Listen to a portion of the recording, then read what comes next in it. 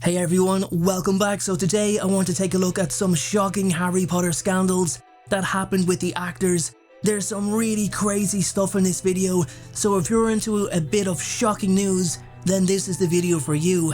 I think we all forget that actors are actually real people. We can get so sucked into the characters they play that sometimes we look upon them as that, the actual characters from the book. So as I said, there's a couple of scandals today that might make you look upon some of your favourite actors in a different light. Maybe not exactly a negative light, I'm not trying to make anyone look bad, but definitely a different light, so let's have a look.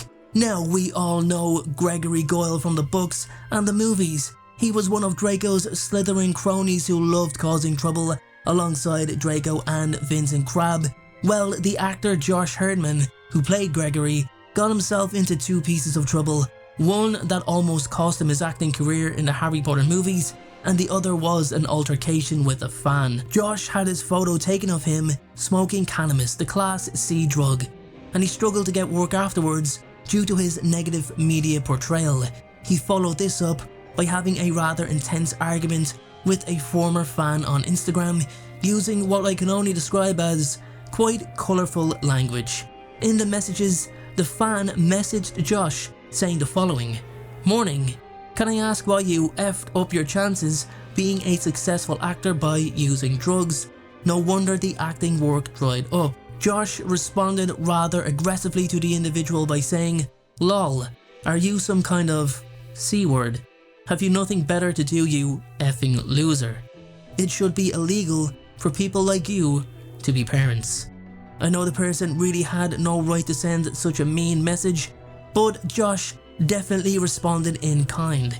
His friend and fellow Slytherin member Jamie Whaled, who plays Vincent Crabbe, took it one step further than just smoking cannabis. He started growing it, over 10 plants exactly, with heavy suspicion of intent to produce and sell.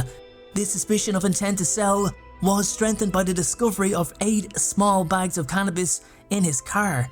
Jamie had his contract terminated and didn't feature in another Potter film again, which is why we see Blaise Zabini kinda take his place as the third member of the Slytherin trio.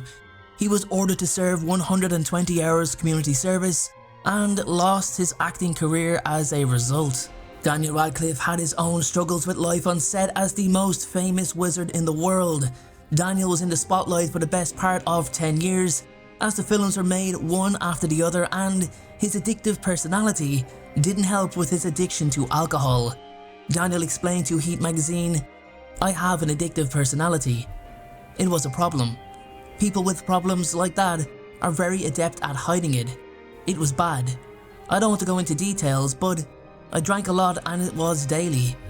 I mean nightly. I can honestly say I never drank at work on Harry Potter. I went into work still drunk, but I never drank at work.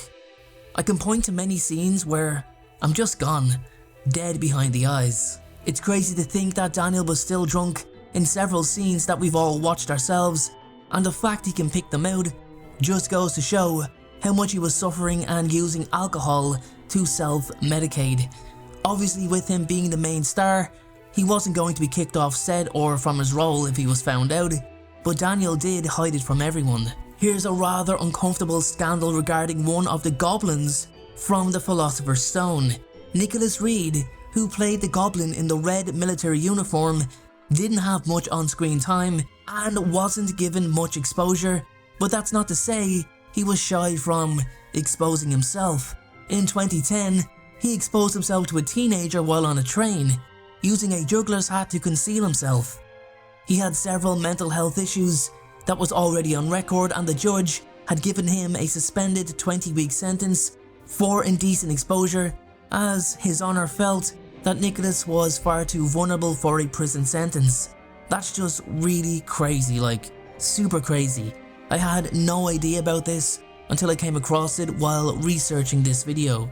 We'll quickly jump back to the cannabis issues, this time involving main actors Daniel Radcliffe and Rupert Grint, who were accused of using the illegal Class C substance on separate occasions. Rupert's representatives strongly denied these accusations, stating that it was categorically not Rupert Grint and was instead either a lookalike or an impersonator, While Daniel's rep stated, Daniel does smoke the occasional roll-up cigarette, but he was not doing anything more than this. What is it with all these cannabis accusations for Harry Potter actors? Well, it was only Jamie who was properly sentenced for his actions, and he's back again with an even more shocking scandal after being kicked from the Harry Potter movies and his career basically in tatters. Jamie didn't seem to learn from his mistakes and try get himself back on track. He went and done the exact opposite actually. During the 2011 London riots, he was pictured holding a petrol bomb and swigging from a stolen bottle of champagne. He received a total sentence of 36 months in prison for his actions.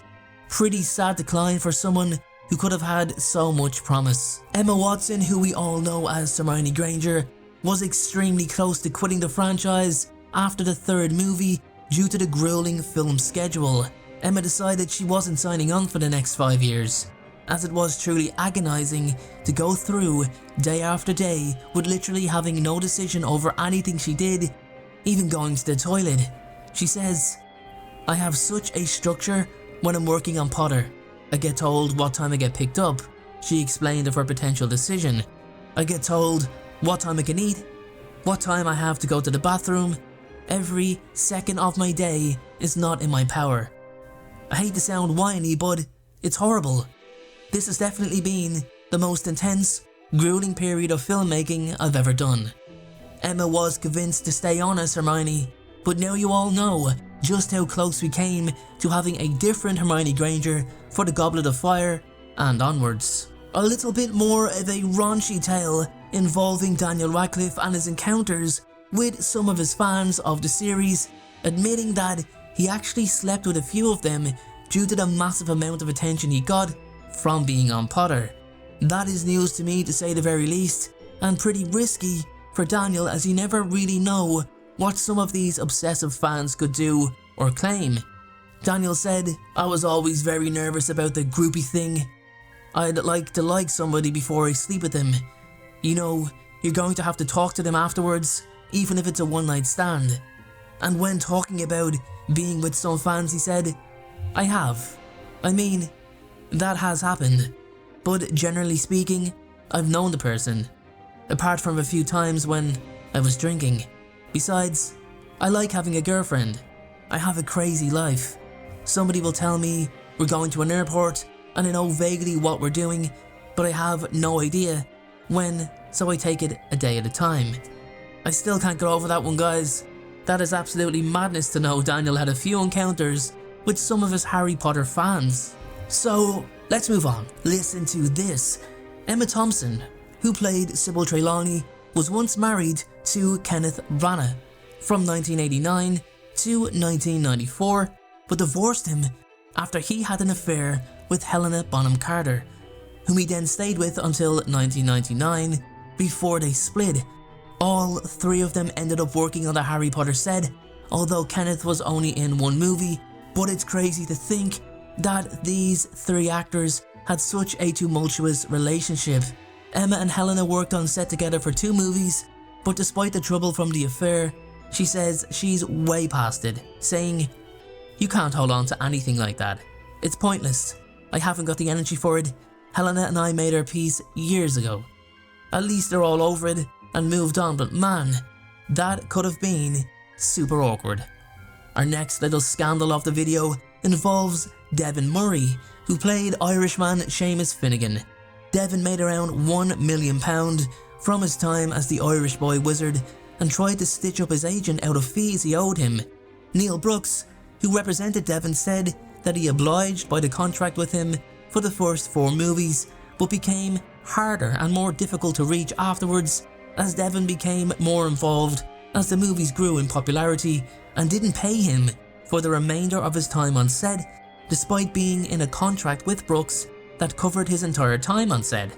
Neil then took Devin to court to recover his rightful earnings and ended up being awarded £210,000 by the ruling judge.